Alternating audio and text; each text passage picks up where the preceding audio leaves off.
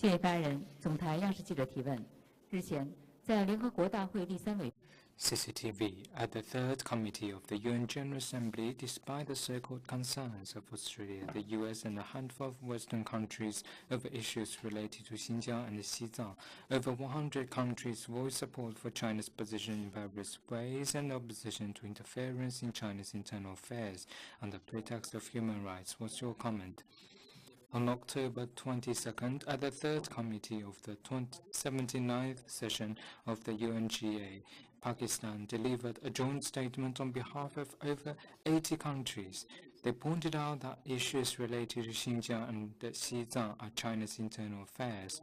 They spoke against the interference in China's internal affairs on the pretext of human rights and stood for abiding by the purposes and principles of the UN Charter and respecting the right of people of each state to choose independently the path for development fit for their national conditions.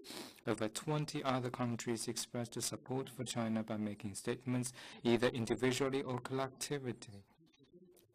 A total of over 100 member states voiced their support for China's just position. It demonstrates what the international community truly stands for and shows that the attempt of a handful of Western countries, including Australia and the US, to resort to political manipulation on the pretext of human rights will gain no support and never succeed. Promoting and protecting human rights is the common cause of humanity and needs international solidarity and cooperation and joint response.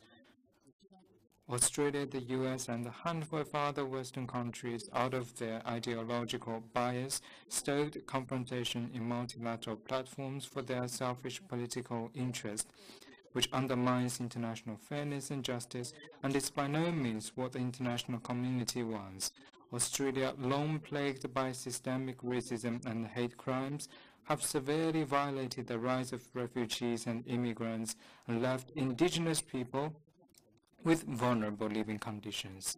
Australian soldiers have committed heavy crimes in Afghanistan and other countries during their military operations overseas. The US and some other Western countries have had a bad record in racism, gun violence, judicial unfairness, wealth gap, abuse of force, unilateral sanctions, and other issues. These Western countries turn a blind eye to their own human rights issues at home, but meanwhile point their fingers at the other countries.